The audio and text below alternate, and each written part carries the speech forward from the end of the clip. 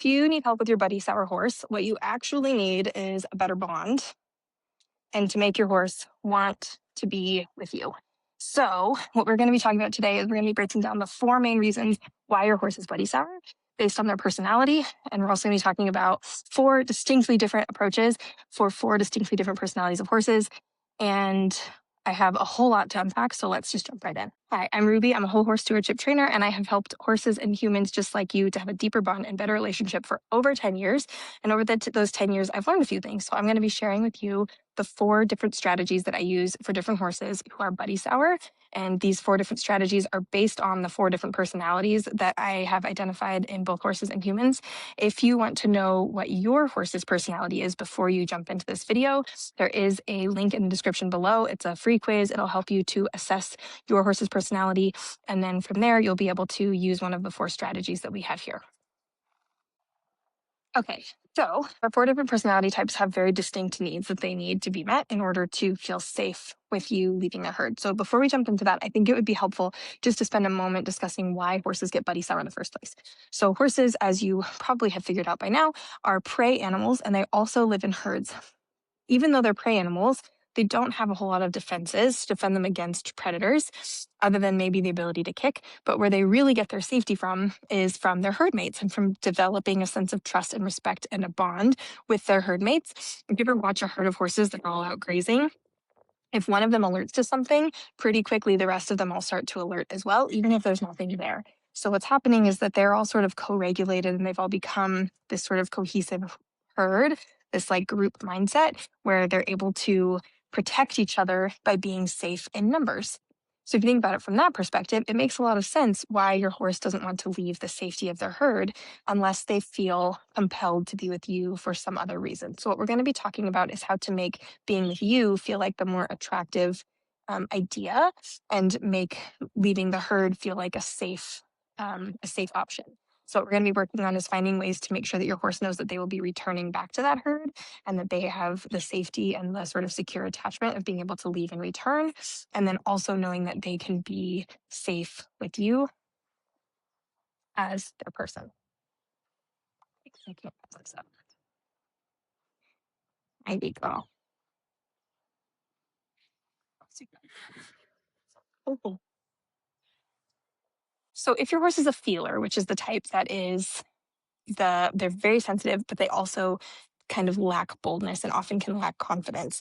Your horse really needs for you to be their rock and to be their source of safety. And so if you aren't kind of quiet, have the quiet confidence, if you don't already have the quiet confidence in yourself to lend that to your horse is never going to trust you to take them away from their herd and away from their safety. So what you need to work on with your feeler horse is taking them out and proving to them that you are safe and you're not just going to add pressure and make them more anxious or more nervous. The worst thing you can do for a feeler horse is take them out and overwhelm them with too much, even if it's things that you think are fun or exciting. So with a feeler horse that is buddy sour, I might take them out and just go for a long hand walk, or take them out and go do some grooming, or take them out and have a bucket.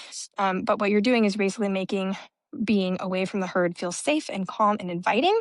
And this doesn't mean that you're not also riding your horse and doing your regular work, but in addition to that regular work, you're also taking them away from their friends to do something that feels really safe and nourishing and enjoyable. And in that, you are being the calm, quiet, stoic source of confidence for your horse so that they can feel safe and feel like you are reliable and trustworthy and dependable.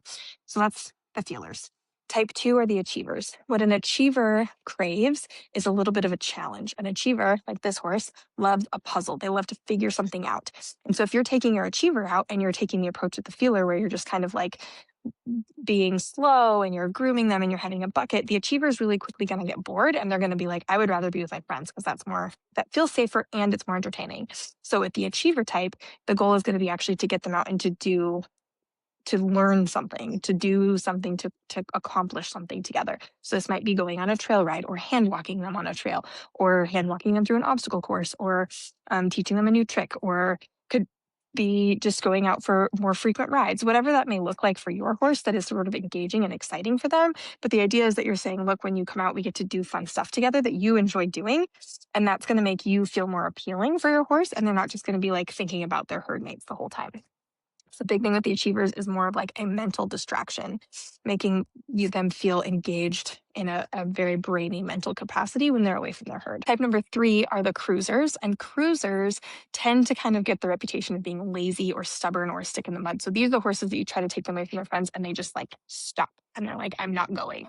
So with these horses, a lot of times what they're responding to is that they're worried about coming out and being asked to work really hard or be stressed. And again, this doesn't mean that you're not going to continue doing your regular training program.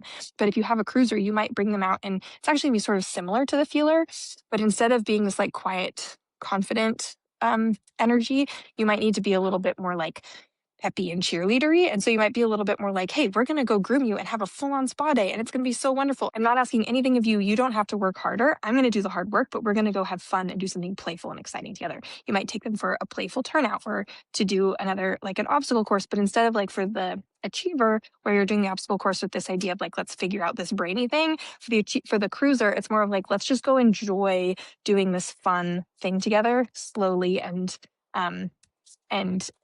like leisurely. The achiever loves leisure. Oh, no, that's not right. The cruiser loves leisure.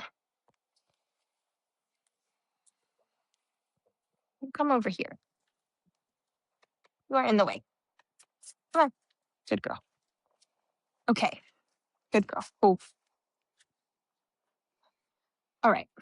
So last type is the Voyager. So the Voyager is the type that loves adventure. They're curious by nature. They want to go do things. And if you don't give them that, they can run the risk of becoming pushy or bulldozery. And so with this type of horse, what we're looking for is to take them on more adventures. So we're doing this more like mental stimulation things similar to the achiever. But again, instead of being like, figure out this brain game, it might be like, let's go explore. So we're going to take them out and we're going to do really engaging things. This might be the type of horse you like throw in the trailer and take to a new trail, or even just throw in the trailer and go tie them out somewhere new for a little while. They thrive off of new things and novelty and exploring and trying new things. And that's where the Voyager really is in their prime. So finding ways for them to do that on the daily basis away from their herd in addition to their regular training program. This could even be something as simple as like bringing out some enrichment toys and having them play with those while you tack up, or could be I don't know, walking a different path to the grooming area than what you normally do. Just something that's a little bit different that gets them kind of feeling like adventurous and excited. So those are the 4 different approaches. The other really important thing is that we want to start to make going home feel maybe a little bit less desirable. So you're making sure that no matter what type of horse you have, you're never letting them drag you home. Maybe you're taking different paths to get home, so they're not predicting and anticipating that that's where they're going next. You're never letting them pull you through a gate. I should do a whole entire video on gates because that's actually a very undervalued skill. But if you're getting to the gate, you're making them wait patiently and go through the gate politely. You might even be backing them through the gate back into their herd. You're not letting them turn and tear away from the halter, but you're keeping them with you and calm and waiting. This is one moment when I do sometimes use a food reward. I'll hold a little treat here as I take the halter off, and I don't let them have the treat until the halter is off, and then I'm ready to give it to them, and then I walk away. So they have to wait and stand with me patiently to get that food reward instead of just turning and taking off out the gate. So we're making the process of getting home slower, more thoughtful, more patient, and we're reinforcing those things in our horse rather than the horse that just like pulls you home. And the final thing is that it should never be your horse's idea to go home. You can always take that into account. So if you're out with your horse and they're like asking to go home and asking to go home and asking to go home, you are going to be like, no, we have to finish this thing that we're doing. So let's pretend you're in the arena and you're really trying to nail a canter transition. And your horse is like pulling you to the gate every time, pulling you to the gate, pulling you to the gate.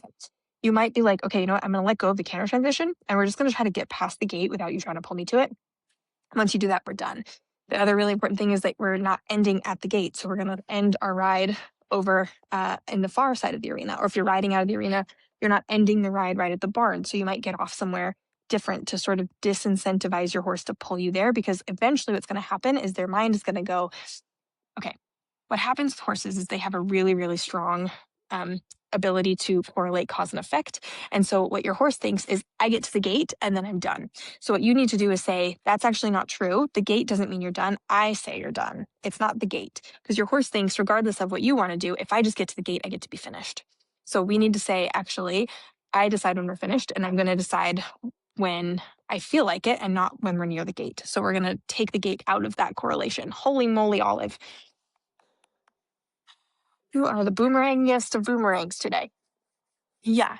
Okay. So we're going to be very intentional with when we finish our ride, when we finish our work with a Buddy Sour horse, that we're not finishing that time together in a place that can be correlated with a physical location. So not at the gate, not close to their house, not close to the barn. We're finishing these tasks somewhere else. And we're only going home when we decide, not when our horse decides. And I think those are all my really important things I need to tell you about Buddy Sour horses. I hope that that's helpful. This also applies to gate sour, to barn sour, any kind of horse that's trying to drag you to a particular location. This is what you need to know. Give this a try. Let me know how it goes. And don't forget to check out the quiz, because that's going to be really helpful to you. And until next time, make sure to hug your horse for me.